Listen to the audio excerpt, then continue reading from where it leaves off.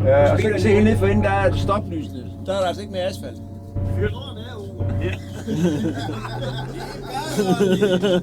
Og når der kun er hvide lys i siderne, så er piloten klar over, nu skal jeg altså ansætte. Du siger bare til, hvis vi vil have styrket op ned, eller et eller andet sjovt, der er masser til.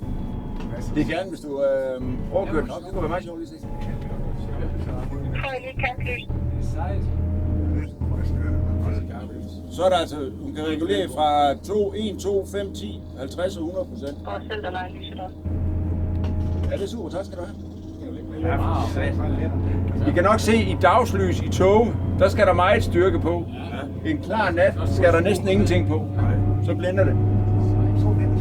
Kan I så se længere op, der går der nogle grønne og orange til venstre. Ja. Det er altså ind på en taxavej.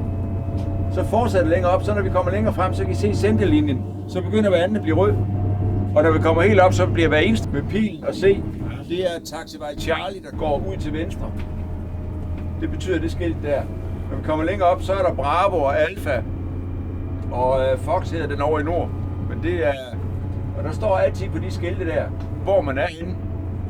Og hvor man skal, og hvor man kan komme. Og så plus den I så, hvor Norwegian kørte ind. Og så endelig har vi helt ude i begge banerne, så der er altså 4 muligheder for at komme af banen mod nord. Og hvis man kører ind her om dagen uden kontakt med tårnet, så skal man ikke på arbejde i morgen. Nej. Sådan. Nu kan I se, nu skifter midterlysene her, centerlinjen.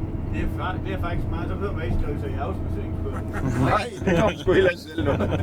Heller ikke i feriekalender, heller ikke julefrokost, heller ikke det. Nej. Det var lige noget for Lars Jensen. Kan I bo ham nu? Nej, for satan, nej. De lander, når de lander på 09. Det er ikke fordi, de ikke kan nå at bremse. Og nu kan I se, når vi kommer hen til den næste strive til venstre, der skal vi ind den vej.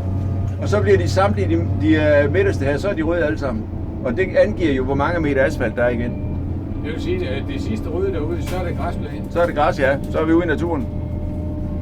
Og det er jo derude, den store fragt, der holdt med næsen ud mod sydover. Den der Antonov, hun nævnte derude. Ja, hvor man kan nå igen. Han kunne ikke lige nå at vende helt. Så kommer der asfalt igen i en meget kort.